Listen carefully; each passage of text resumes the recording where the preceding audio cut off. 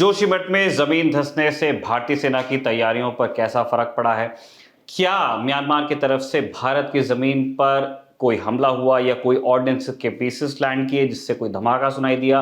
और क्या Indian navy के लिए फाइनली एक फाइटर जेट फाइनलाइज कर लिया गया है जो डेक पे उतर पाएगा एयरक्राफ्ट कैरियर्स के, जो हमारे दो चल रहे हैं फिलहाल उस पर? इन सारे सवालों के जवाब आपको मिलेंगे रखवाले की इस सबसे नई किस्त में, और हम मिस भी कर रहे थे और आपका स्वागत भी कर रहे हैं रक्षा पत्रकार शिव। शिव, बहुत बहुत स्वागत है। आपकी छुट्टियां कैसी रही हैं? मेरी छुट्टी अच्छी थी। Happy new year to you Nikhil and to all of our viewers.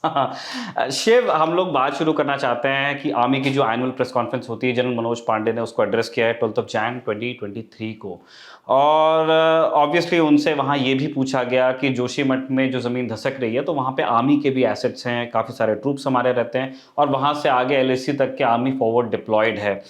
तो जनरल पांडे ने ये कहा कि वहाँ पे कुछ बिल्डिंग्स में क्रैक आया है, यस, एंड उन्होंने कुछ ट्रूप्स को भी शिफ्ट किया है लोकल कमांडर्स ने, और वो कह रहे हैं कि अगर ज़रूरत पड़ती है तो औली में परमानेंटली शिफ्ट भी कर सकते हैं वो कुछ आर्मी एसेट्स को। लेकिन वो कह रहे हैं कि इंडियन आर्मी का जो एक्सेस था टू दी एलएसी वो अफेक्ट नहीं हुआ है।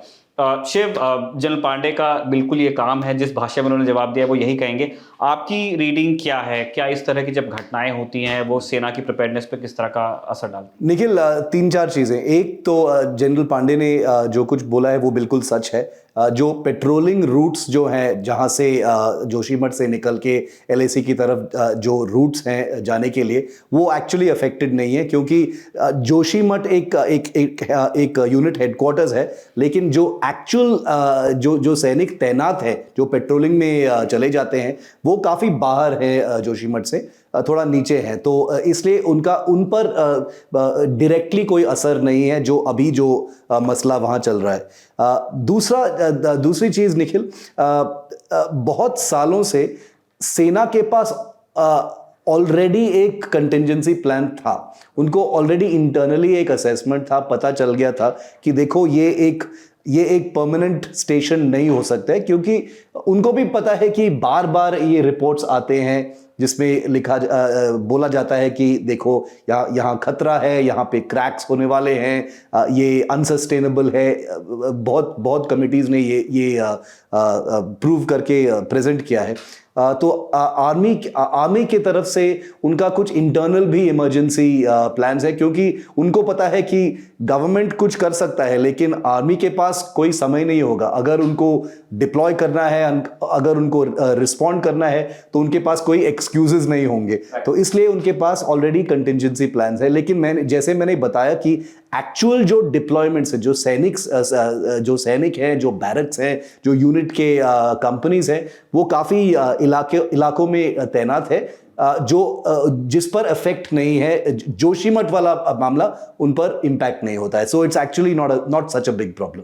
लेकिन जैसे आपने बताया कि अगर एक बहुत बड़ा इमरजेंसी सिचुएशन हो जाता है तो ये औली जा सकते हैं, या there are 2-3 other places also, जो जोशीमठ और एलएसी के बीच में 2-3 और जगह है निखिल, जहां पे ये तैनात हो सकते हैं। और रखवाले के रेगुलर व्यूअर्स से भी जानते होंगे कि आर्मी के पास में अपना इंजीनियरिंग अच्छी खासी होती है, वो इस तरह की चीज़ों का रिकॉर्ड रखते हैं। उनके पास एक पूरी कोर है, वहीं से एक इंजीनियर अभी आपके चीफ ऑफ आर्मी स्टाफ भी हैं, उन लोगों का ध्यान इन सारी चीज़ों पर रहता है। जनरल पांडे ने ये भी कहा कि इंडियन आर्मी के जो एसेट्स हैं, as and when required, civil administration की मदद के लिए भी वहाँ पर तैनात किए जा सकते हैं। बट ऑब्वियसली वो गवर्नमेंट अगर उनको रिक्विजिशन करती है तब। एमओएस डिफेंस अजय भट्ट का एक दौरा जोशीमठ का हो चुका है। Minister for defence Rajnath Singh भी ये कह चुके हैं कि अगर ज़रूरत पड़ती है तो वो भी जोशीमठ जाकर के एक विजिट करेंगे, और इंडियन आर्मी के जो लोकल कमांडर्स हैं वो उस चीज़ पे पूरी नज़र रखे हुए हैं। हम दो और चीज़ों की बात करना चाहते हैं शिव, जो जनरल पांडे ने अपनी प्रेस कॉन्फ्रेंस में कही। एक उनकी लाइन को काफ़ी हाईलाइट किया गया है। उन्होंने उनसे जब एलएसी पे सवाल किया गया तब उन्होंने कहा कि एलएसी पे चीज़ें अंडर कंट्रोल हैं लेकिन अनप्रिडिक्टेबल हैं। शिव, आप कैसे देख रहे हैं इस वाक्य को? निखिल, मैंने एक्चुअली एक काफ़ी डिटेल में एक शो किया था इस पर, जिसमें हम कुछ रिटायर्ड सेना के लोग से डिस्कस किया था कि ये अनप्रिडिक्टेबल का एक्चुअल अर्थ क्या है इस संदर्भ में। और उनका कहना है कि देखो, अभी ये तीसरी सर्दी है, थर्ड विंटर ये स्टैंड ऑफ का, जब से ये स्टैंड ऑफ शुरू हुआ था मई 2020 में, अब ये थर्ड विंटर है उस स्टैंड ऑफ का। और चीन के साइड में काफ़ी जो डिप्लॉयमेंट है, जो स्ट्रेंथ है, वो अभी वैसे ही है निखिल। और इंडियन साइड में भी काफ़ी डिप्लॉयमेंट हो चुका है। इसका मतलब है कि दुनिया के दो सबसे बड़े सेना अभी तैनात हैं very close to each other eastern Ladakh में। लेकिन जो अनप्रिडिक्टेबिलिटी फैक्टर ये है निखिल कि जब दोनों साइड पे एक्चुअली कोई लड़ाई नहीं हो रही है, लेकिन इंफ्रास्ट्रक्चर बिल्डअप हो रहा है, अकोमोडेशंस बिल्डअप हो रहे हैं, एक न्यू नॉर्मल जो बोलते हैं वो बन रहा है वहां पर, तो इनका कहना है कि एनीथिंग कैन गो रॉन्ग। इसका मतलब है कि soldiers are actually coming closer together. Disengagement तो हुआ है बिल्कुल, 6 से लेकर 5 इलाकों में डिसएंगेजमेंट हुआ है निखिल। लेकिन जब आप रोड बनाते हो, जब आप बिल्डिंग्स बनाते हो, जब आप सैनिकों के लिए रहने के लिए जगह बनाते हो, तो आप वो बफर जोन को एक्चुअली आप क्लोज इन करते हो। इसलिए जो थ्रेट है, एक्चुअल थ्रेट परसेप्शन है, वो बढ़ता जा रहा है, लेकिन काफी धीरे बढ़ता जा रहा है, लेकिन बढ़ता जा रहा है। और उनका ये भी कहना है कि एक सब टेक्स्ट है जनरल पांडे के स्टेटमेंट में, और वो ये है कि मिलिट्री के पास एक ड्यूटी है टू डिफेंड। उनको डिफेंड करना है ताकि चीन और अंदर ना आए या एलएसी को पार करके अंदर ना आए। लेकिन फौज को ये भी पता है निखिल कि जो भी हाल बनता है इस मसले का, वो मिलिट्री नहीं हो सकता है, वो एक राजनीतिक हल हो सकता है।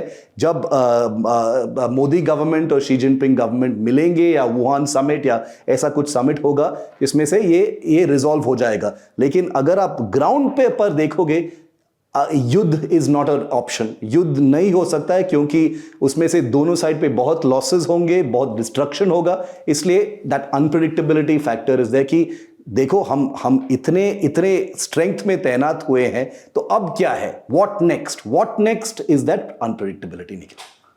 बिल्कुल। और जैसा कि शिव बता रहे थे कि डिसएंगेजमेंट मतलब जो आईबॉल टू आईबॉल कॉन्फ्रंटेशंस हैं वो आपके कम हुए हैं, लेकिन दोनों आर्मीज एक्चुअली क्लोज आई हैं, क्योंकि जो रेयर फॉर्मेशंस आपकी होती थी, जो काफ़ी दूर पीस पोस्टिंग्स मानी जाती थी एलएसी के आसपास जितने पे होती थी, कुछ एक छोटे पॉकेट्स थे एलएसी पे जहाँ पे कुछ एक्शन था, बाकी it was a piece posting, but it was a piece posting.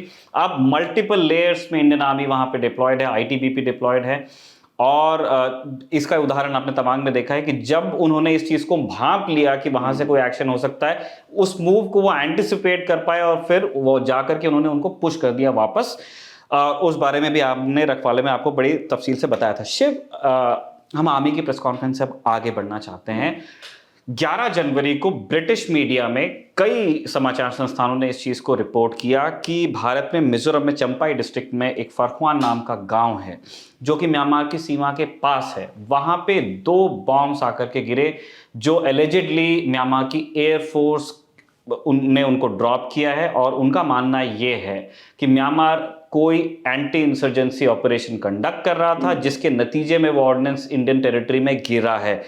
Indian side ने इसको डिनाई किया है। इन्होंने कहा है कि इस तरह की कोई घटना हुई नहीं है या फिर उसका नेचर इस तरह का हॉस्टाइल नहीं था। शिव, जो हमारे दर्शक जानते नहीं हैं कि इस तरह के क्लोज कॉल्स या प्रॉक्सिमिटी कैसे हो जाती है, आप कुछ बताना चाहेंगे उनको, जो इंडो म्यांमार बॉर्डर में किस तरह का माहौल है? निखिल, भारत के जो नॉर्थ ईस्टर्न स्टेट्स हैं, उनके जो सीमा है म्यांमार के साथ, वो काफ़ी फ्लूइड सीमा है निखिल। ऐसा नहीं है कि वहाँ पे कुछ लाइन ऑफ कंट्रोल जैसा फेंस है या कुछ गार्ड्स हैं वहाँ पर। ये बिल्कुल जंगल वाला इलाका है, जंगल एंड माउंटेन वाला इलाका है, और वो काफ़ी फ्लूइड है, मतलब काफ़ी कंटिन्यूअस है। इस साइड से उधर, उस साइड लोग जाते हैं, उस साइड से यहाँ आते हैं। और भारतीय फौज, बीएसएफ या जो भी सिक्योरिटी एजेंसीज हैं, और उनके साइड में म्यांमार के साइड के जो सिक्योरिटी फोर्सेस हैं, दोनों के बीच में एक टैसिट अंडरस्टैंडिंग है निखिल कि देखो, आपके साइड में भी इंसर्जेंट्स हैं, हमारे साइड में भी इंसर्जेंट्स हैं। जब हम कुछ ऑपरेशंस करते हैं हमारे साइड पर, तो वो भागकर आपके साइड पे आ जाते हैं। जब उनके साइड पे कुछ ऑपरेशंस है तो वो इस साइड आ जाते हैं छुपने के लिए। जैसे कि 2015 वाला म्यांमार वाला सर्जिकल स्ट्राइक्स आपको याद होगा निखिल, वो मणिपुर बॉर्डर और मणिपुर एंड म्यांमार बॉर्डर में था। उसमें एक टैसिट अंडरस्टैंडिंग था जिसमें 21 पैरा स्पेशल फोर्सेस, भारतीय सेना का 21 पैरा स्पेशल फोर्सेस में म्यांमार वाला बॉर्डर पार करके काफी अंदर गए थे, 11 किलोमीटर अंदर गए थे उन आतंकवादियों को मार गिराने के लिए। और उसमें भी कोई फॉर्मली तो नहीं बोलेगा निखिल, लेकिन एक अंडरस्टैंडिंग था, म्यांमार आर्मी को पता था कि ये ऑपरेशन होने वाला है उनके धरती पर। और ये एक अंडरस्टैंडिंग था क्योंकि दोनों के लिए ये एक कॉमन थ्रेट है, इसलिए ये अरेंजमेंट काफी सालों से चालू है। तो मेरा मानना है कि अभी फॉर्मली ये डिनाई हुआ है कि ये 2 बम जो गिरे हैं मिजोरम में वो ऐसा कुछ नहीं है, लेकिन मैं इतना सरप्राइज भी नहीं हूंगा अगर ये सच है निखिल, क्योंकि जैसे मैंने बताया सीमा के इलाकों में काफी ऑपरेशंस चलते हैं। एरियल ऑपरेशंस काफी रेयर हैं, मैं ये मानता हूं, लेकिन अगर इन्वेस्टिगेशन ये साबित करता है कि ये एक्चुअली एक काउंटर इंसर्जेंसी ऑपरेशन में ये कुछ गोला बारूद या हथियार यहां पे गिरे हैं, it's normal, it has happened before also नहीं। और ऐसा हो सकता है specially if they are dumb bombs, जिनको जो गाइडेड बॉम्ब्स नहीं होते हैं, जो जेट के ऑल्टीट्यूड, उसकी स्पीड, उसकी ट्रेजेक्टरी के हिसाब से गिरते हैं, तो कभी कभी ऐसा हो जाता है कि एग्जैक्ट ऑर्डिनेंस वहां लैंड नहीं करता जहां हो सकता है कि जेट टर्न ले रहा हो, तो वो जो पायलट का एंटिसिपेशन है, जो उसका टारगेट है, कभी कभी इस तरह के हिट्स एंड मिसेस हो जाते हैं। और शिव जिस टैसिट अंडरस्टैंडिंग की बात कर रहे थे, हमारे दर्शकों को मालूम होना चाहिए कि नॉर्थ ईस्ट के बहुत सारे आर्म्ड इंसर्जेंट्स जो म्यांमार जाकर के अपने ऑपरेशंस करते थे, कंडक्ट करते थे, उनको वहां से फ्लश आउट किया गया। इसमें म्यांमार आर्मी का भी भरपूर साथ मिला है, और जैसे शिव ने अभी थोड़ी देर पहले बताया, इंडियन आर्मी ने भी वहां जाकर के कई सारे ऑपरेशंस कंडक्ट किए हैं। तभी जाकर के, मैं ये नहीं कह रहा हूं कि इंसर्जेंसी नॉर्थ ईस्ट में खत्म हुई है, लेकिन जो आपको आर्म इंसर्जेंट्स के जो घटनाओं में जो थोड़ी एक कमी आपको दिखती है, उसका कारण यही है कि इंडियन गवर्नमेंट और जो म्यांमार में अभी हुंता है, उसके बीच में संबंध मोर और लेस प्लेजेंट बताए जाते हैं। दोनों को एक दूसरे की बात समझ में आती है, जबकि सिस्टम दोनों में अलग है। वहां हुंता है, यहाँ पे डेमोक्रेसी है, लेकिन दोनों के बीच में तारतम्यता है और अच्छे से बात होती है, फ्रेंडली नेबर्स माने जाते हैं।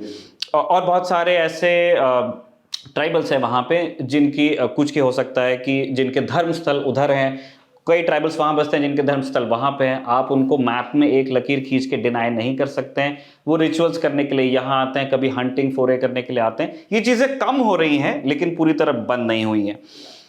शिव, अब हम चलना चाहते हैं अपनी लीड स्टोरी में, जिसका आइडिया हमारी कल की बातचीत में निकला था कि इंडियन नेवी ने फाइनली ये तय कर लिया है कि वो राफेल एम लेने जा रही है। और आपके बारे में, इस बारे में कोई जानकारी है?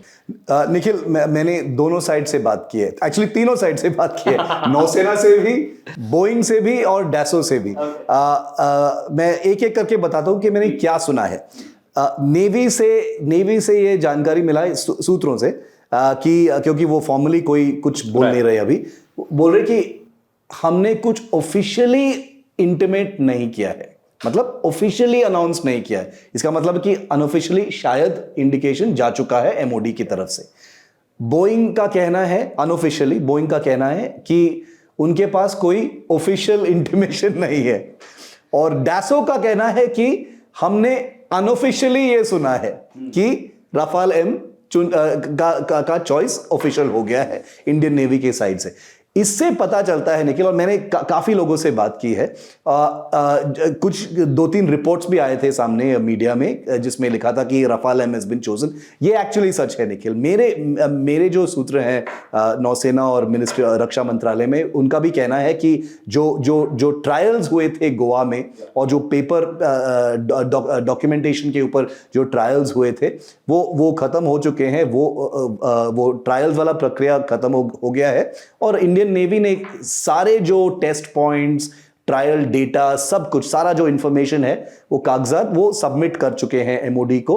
और उन्होंने एक प्रेफरेंस इंडिकेट किया है कि उनके रिक्वायरमेंट्स के लिए, जिसका मतलब है कि आईएनएस विक्रमादित्य या INS Vikrant class aircraft carriers के लिए Rafale M is the most suitable aircraft. ये नहीं बोले हैं कि वी वांट दिस एयरक्राफ्ट, क्योंकि जो जो जो एक्चुअल चॉइस है निखिल, आपको पता भी होगा कि एक्चुअल चॉइस जो है वो रक्षा मंत्रालय ही कर सकता है। तो नौसेना कभी नहीं बोल सकता है कि हमको ये चाहिए, वो सिर्फ बोलेंगे कि दिस मीट्स आवर रिक्वायरमेंट्स और this is more suitable for our requirements. उसके बाद रक्षा मंत्रालय तय करेगी कि किसके साथ नेगोशिएशन या पैसों वाला नेगोशिएशन शुरू होगा। तो अभी तक इस माइलस्टोन तक आया है कि द इंडियन नेवी ने इंडिकेट किया है कि सुपर हॉर्नेट कुछ रीजंस के लिए, कुछ कारण के लिए अनसूटेबल है उनके रिक्वायरमेंट्स के लिए, और Rafale M is the choice. Shiv, अब जैसे कि आपने बताया कि अभी आपने इनफॉर्मल सोर्सेस से सुना है और इसमें भी थोड़ा सा वक्त लग जाएगा इस सारी चीज़ों को सॉलिडिफाई होने में, क्या हम अपने दर्शकों को उन स्टेप्स के बारे में बता सकते हैं कि अगर ये बात सही है कि हम रफाल एम ही खरीदने वाले हैं, तो अभी आने वाले 2 या 3 कौन से बड़े स्टेप्स होंगे जिनके बाद हम मान लेंगे कि अभी रिश्ता पक्का हो गया? देखो निखिल, जो एक्चुअल रिक्वायरमेंट है वो ऑलरेडी क्लियर हो चुका है मिनिस्ट्री ऑफ डिफेंस से। इसका मतलब है कि इसका जो परचेस है, डील जो है वो क्लियर हो चुका है। इसका मतलब है कि नेवी ने पहले ही रक्षा मंत्रालय के पास गए हैं, डीएसी के पास गए हैं और उनको बोला है कि देखो हमको इतने सारे जहाज है, इस डील में शायद 26 एयरक्राफ्ट का रिक्वायरमेंट है। तो वो उसका क्लियरेंस ऑलरेडी मिल चुका है, वो सिग्नेचर आ गया है रक्षा मंत्री का कि ये हाँ ठीक है, हम एक्सेप्ट करते हैं कि ये आपका रिक्वायरमेंट है और जब आप ये प्रोसेस कंप्लीट करते हो तो वो पैसा आ जाएगा सामने। तो वो एक काफी मुश्किल कदम है, वो ऑलरेडी हो चुका है। अब जो ट्रायल फेज के बाद जो होता है वो होता है एक ट्रायल एनालिसिस कमेटी मिनिस्ट्री रक्षा मंत्रालय में। वो सारा डेटा को चेक करते हैं, रीड करते हैं, टेस्ट करते हैं, सब कुछ देखते हैं निखिल, वो एनालाइज करते हैं। ये एक ब्यूरोक्रेटिक फंक्शन है।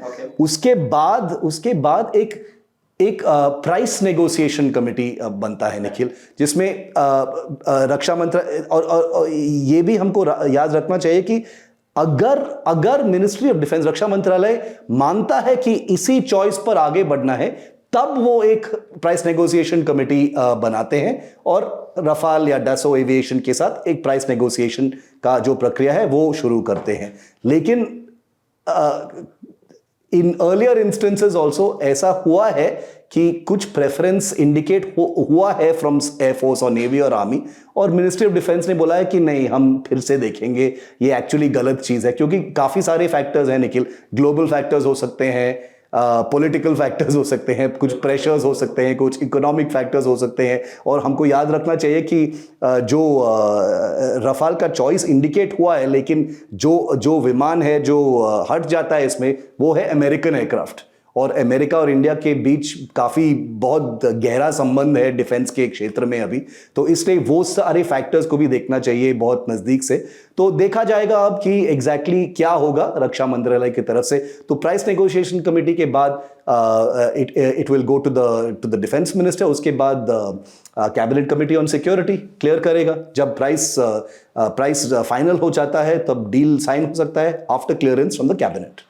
शिव, हम ये जानते हैं कि टाइमलाइंस के बारे में बात करने का भी बहुत ज़्यादा मतलब नहीं होगा, क्योंकि हम अभी अगर और मगर में ही बात कर रहे हैं। लेकिन क्या 2023 में आप कोई सॉलिड स्टेप उठते हुए देखते हैं या अभी टाइम लग जाएगा डील साइन करने में? 100% नहीं होगा निखिल, 2023 में तो 100% नहीं होगा, अनलेस कुछ जादू हो जाता है। क्योंकि मुझे पता है कि अभी जो रिक्वायरमेंट है इंडियन नेवी का, वो कोई इमरजेंसी रिक्वायरमेंट नहीं है निखिल।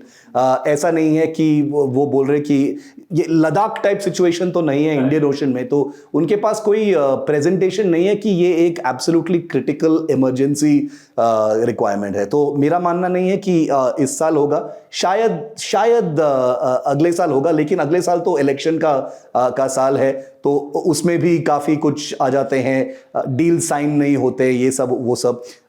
एक एडिशनल चीज़ मैं बताना चाहता हूँ निखिल, वो है कि इंडियन नेवी का ने जो चॉइस का इंडिकेशन दिया है रफाल का इस देश में, आपको भी पता है, हमारे दर्शकों को भी पता है थोड़ा सा बैगेज है, राजनीतिक बैगेज है। 2019 के कैंपेन में रफाल काफ़ी एक राजनीतिक मसला बन गया था कांग्रेस के साइड से। ये तो बिल्कुल है कि वो सुप्रीम कोर्ट की तरफ गया था, कुछ कमिटीज़ बन गए थे, कुछ एक्चुअली सामने कुछ आया नहीं था, लेकिन वो रफाल स्कैम जो बोला गया था उस टाइम पर, अभी भी पब्लिक मेमोरी वो शब्द हैं। सो ये एक्चुअली एक इंटरेस्टिंग चीज है, देखना पड़ेगा कि कैसे नेविगेट करता है सरकार, कि रफाल का चॉइस के साथ आगे जाएंगे कि नहीं। क्योंकि इंडियन नेवी ने इंडिकेट किया कि देखो, भारतीय वायुसेना के पास ऑलरेडी रफाल है, ये विमान हमारा रिक्वायरमेंट सूट करता है, काफ़ी बचत होगी एक्सपेंडिचर्स में, स्पेयर्स में, मेंटेनेंस में, क्योंकि एक ही विमान है। 85% of the aircraft is the same between air force and navy. तो देखना पड़ेगा अभी निखिल कि एग्जैक्टली क्या होता है। शिव, मैं बिल्कुल ये नहीं कह रहा हूँ कि इंडियन ओशन में ऐसी कोई इमरजेंसी आ जाए कि हमको तुरंत इन एयरक्राफ्ट को खरीद लेना पड़े, लेकिन मेरी चिंता दूसरी है। INS विक्रांत कमीशन कर दिया गया है, उसमें एविएशन कॉम्प्लेक्स लगाने का काम चल रहा है, और ये मान के चला जा रहा है कि इस साल के एंड तक के वो काम पूरा होगा और नेक्स्ट ईयर 2024 में फ्लाइट ट्रायल्स भी चालू होंगे। मेरा सवाल अपरिपक्व हो सकता है, कच्चा हो सकता है, रॉ हो सकता है, आप उसको करेक्ट कर दीजिएगा। मैं समझना चाहता हूं कि अगर हम एविएशन कॉम्प्लेक्स उसमें लगा रहे हैं, अगर नेक्स्ट ईयर फ्लाइट ट्रायल्स चालू करने की बात कर रहे हैं, और आप कह रहे हैं कि इस साल डील होते हुए आप देखते नहीं है, डील होने के बाद भी 2-3 साल लग जाएंगे एयरक्राफ्ट को आने में, तो हम फ्लाइट ट्रायल्स फिर कर रहे होंगे MiG-29 के साथ में, जो हमारे पास पहले से हंसा पे पोस्टेड हैं, जो पहले से INS विक्रमादित्य के ऊपर उड़ रहे हैं।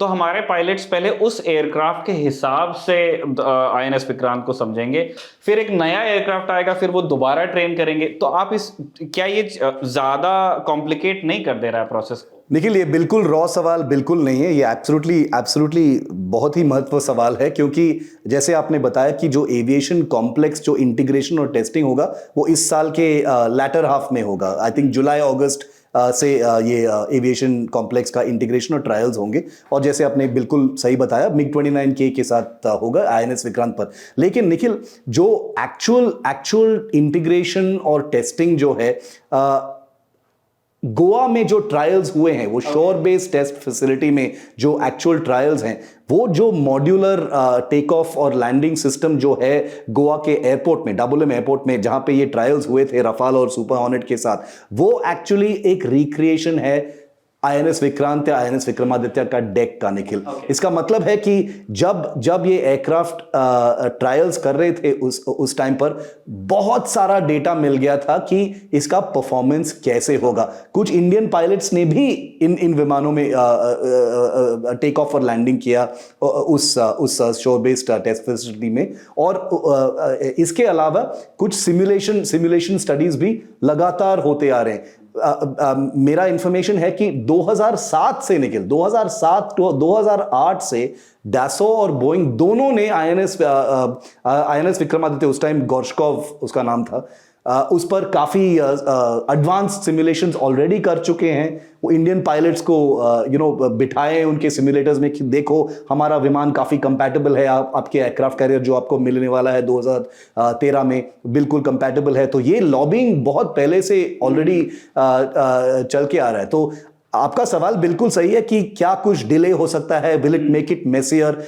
एक्चुअली इट विल नॉट, क्योंकि इंडियन पायलट्स को ऑलरेडी पता है कि उनको क्या करना है, उनको बहुत सारा एक्सपीरियंस ऑलरेडी मिल चुका है विक्रमादित्य पर, निखिल। तो मेरा मानना है कि अगर वो MiG-29K के साथ भी एविएशन कॉम्प्लेक्स को प्रूव करते हैं और टेस्ट करते हैं, जो कन्वर्जन जो बोलते हैं रफाल पर, it will not take that long. I don't think it will take that. Okay Shiv, हमने ये देखा है कि जब एयरक्राफ्ट कैरियर्स बनाए जाते हैं और वो जिस भी थ्योरी पे बनाए जाते हैं कि आप किस तरह का लॉन्च और किस तरह की रिकवरी रखने वाले हो, वो और एयरक्राफ्ट बहुत पहले से फिक्स होता है कि हमको किस डायरेक्शन में आगे बढ़ना है। तो इस तरह के उदाहरण आपको बहुत ही कम मिलेंगे कि किसी दूसरे देश का जो जेट है किसी दूसरे देश के एयरक्राफ्ट कैरियर पे उतर रहा है। एक एग्जांपल है राफेल M, आपने देखा है US एयरक्राफ्ट कैरियर्स पे। इसके अलावा बहुत ज्यादा वैरायटी आपको दुनिया में मिलेगी नहीं, बहुत कम ही देश बनाते हैं, बहुत कम ही देश इनको उड़ाते हैं। क्या शिव इस तरह का कोई उदाहरण है जहां पे एक रशियन या सोवियत डॉक्ट्रिन में बना हुआ एयरक्राफ्ट कैरियर, उसका एविएशन कॉम्प्लेक्स और उस पर एक जिसको कहते हैं कि true to salt western fighter jet आपने लैंड किया हो और उसको उससे मैरी किया हो उसके सारे प्रोटोकॉल्स को, क्या ये पहले हुआ है? Nikhil, as far as I can remember नहीं, ये एक्चुअली मीटिंग हुआ नहीं है अभी तक। क्योंकि कारण ये है निखिल कि एक्चुअल जो इंटीग्रेशन है, अगर आप एक कुछ नया विमान लाते हो और ऐसा नहीं है कि अच्छा एक एयरक्राफ्ट कैरियर है, ये तो डेक बेस्ड फाइटर है, आप लैंड कर सकते हो, ऐसा बिल्कुल नहीं है। क्योंकि काफ़ी इलेक्ट्रॉनिक इंटीग्रेशन होता है, बिल्कुल कम्युनिकेशन इंटीग्रेशन है। क्योंकि जब एक पायलट, उड़ने वाला जो विमान में बैठा है, उड़ रहा है एयरक्राफ्ट को, जब वो लैंडिंग या टेक ऑफ के लिए आ रहा है, वो कॉन्स्टेंटली कम्युनिकेट कर रहा है निखिल। उसके जो नेविगेशन सेंसर्स हैं वो पूरे कैलिब्रेट हो चुके हैं जहाज के साथ, एयरक्राफ्ट कैरियर के साथ। एक लैंडिंग टीम होता है जिनके पास काफ़ी स्पेसिफिक इलेक्ट्रॉनिक्स हैं। उसका विमान जो है वो कैलिब्रेट हुआ है कि कितना लेंथ तक वो टेक ऑफ कर सकता है, कितना लेंथ तक वो लैंड कर सकता है। तो ये एक बहुत जनरल चीज नहीं है, ये काफी साइंटिफिक, काफी स्पेसिफिक चीज है। इसलिए आप कुछ भी एयरक्राफ्ट से लैंड नहीं कर सकते निखिल, एक कन्वर्जन प्रोसेस होता है। मेरा मानना है कि 6-7 महीनों का एक एक्चुअल एक कन्वर्जन ट्रैक होता है फॉर एनी एयरक्राफ्ट और एन एयरक्राफ्ट कैरियर, अगर वो कंपैटिबल है निखिल। ये मत भूलना कि हर डेक बेस्ड फाइटर कंपैटिबल होगा किसी भी एयरक्राफ्ट कैरियर पर, अगर आप कुछ समय लगाते हो इसमें, क्योंकि काफी सारे एयरक्राफ्ट बिल्कुल कंपैटिबल नहीं होंगे। बिल्कुल। आखिरी सवाल हमारा शिव, जैसे कि आपने बताया कि अभी ये बहुत सारी चीज़ें हैं जो हमको अभी भी फिगर आउट करनी है, और आई एम श्योर कि रक्षा मंत्रालय और इंडियन नेवी इन सारी चीज़ों पे ध्यान दे रही होगी अगर वो वाकई रफाल एम लेने वाले हैं। हम शिव ये भी समझना चाहते हैं कि मिग 29 केस की जो फ्लीट है हमारे पास में, उसको लेकर के एक ओपिनियन है जो नेवल एविएटर्स हैं उनकी, और उस बारे में हम पहले भी बात कर चुके हैं, और उसकी अवेलेबिलिटी के बारे में, और उस वजह से आईएनएस विक्रमादित्य की अवेलेबिलिटी के बारे में भी हम, जैसे आपने बताया, हो सकता है कि हम 57 जेट्स ना लें, हम 26 जेट लेने वाले हैं या 22 जेट लेने वाले हैं। क्या इन फ्यूचर ये पॉसिबल है कि आईएनएस विक्रमादित्य के लिए भी यही जेट्स लिए जाएं, 1 और 2? और जो एक अभी बहुत सतही चर्चा चल रही है कि हो सकता है कि हम एक नया एयरक्राफ्ट कैरियर बनाने की जगह एक फॉलो ऑन ऑर्डर दे दें, क्या उस दिशा में भी चीजें जा सकती हैं? निखिल, हमको एक स्टेप, 1 by 1 स्टेप जाना पड़ेगा, क्योंकि अभी तो नौसेना के सामने एक रिक्वायरमेंट है एक डील के लिए। अगर वो डील चल जाता है तो शायद कुछ फॉलो ऑन ऑर्डर्स हो सकते हैं। ये तो एक चीज़ है, लेकिन हमको भूलना नहीं चाहिए निखिल कि ये जो 26 या 30 रफाल या सुपर जो भी विमान सेलेक्ट होता है, जो भी एयरक्राफ्ट का डील होता है निखिल, ये एक स्टॉप गैप है।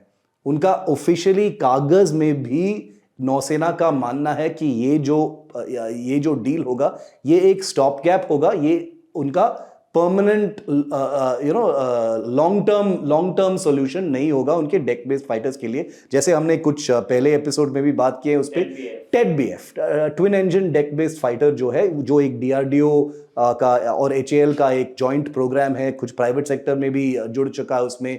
जो एलसीए तेजस जो है, नेवल तेजस जो है, उसको काफ़ी इम्प्रूव और मॉडिफाई करके ट्विन इंजन बना के, थोड़ा बड़ा बना के, उसका जो रेंज जो है, हथियार कैरिंग कैपेसिटी जो है, उनके सेंसर्स, वेपन, सब कुछ काफ़ी बढ़िया करके उनको एक टेड-बीएफ जहाज़ पर लैंड करने की कैपेबिलिटी डाल के एक डेक बेस्ड फाइटर बनाना चाहते हैं। लेकिन कितना टाइम लगेगा उसके लिए निखिल, ये भी, इसके बारे में भी हमने बात की है। लेकिन काफ़ी कॉन्फिडेंस है सिस्टम में, क्योंकि उनका मानना है कि देखो, हमने ऑलरेडी एलसीए बना चुके हैं, एम का हम बना रहे हैं, अभी काफ़ी एक्सपीरियंस ऑलरेडी है फैब्रिकेशन में, मॉडिफिकेशंस में, तो इसका शायद टाइम नहीं लगेगा। लेकिन एक डेक बेस्ड फाइटर बहुत ही मुश्किल चीज़ है निखिल।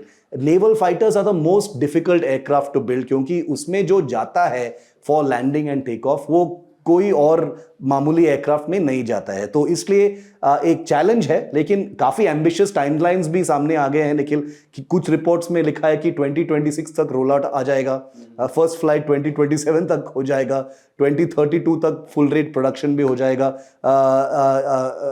मैं होप करता हूं, मैं I really hope and pray कि ये एक्चुअली हो सकता है। ये काफी एम्बिशियस लगता है, लेकिन नेवी का भी एक बिलीफ है, एक विश्वास है कि टेड बीएफ ही उनका फ्यूचर है। चलिए, ऑन दैट नोट, आत्मनिर्भरता वाले नोट पे हम रखवाले की इस किस्त को यहाँ पे कंक्लूड करना चाहते हैं। और एक टीजर अब छोटा सा चीज़ का दे जिन लोगों को पसंद है शिव और राहुल की वो किताब, जिससे वो किस्से निकाल के इनको टैग करते हैं, इनसे पूछते रहते हैं कि आप ये सारे किस्से कहाँ के निकाल के आते हैं, इंडियाज़ मोस्ट फेयरलेस, उसकी तीसरी किस्त बहुत जल्द आप सबके सामने आने वाली है। जब आ जाएगी उसकी सूचना भी आपको रखवाले में मिल जाएगी। बहुत बहुत शुक्रिया आपका ये एपिसोड देखने के लिए, बहुत बहुत शुक्रिया शिव आपका वक्त देने के लिए। अगर कंपटीशन की कर रहे हैं कड़क तैयारी तो आपकी है बारी। मौके पर दिखाइए ज्ञान, मौके पर जीतिए इनाम। बस सोमवार से शुक्रवार रात 9 बजे ललन टॉप क्विज खेलने का करना है काम।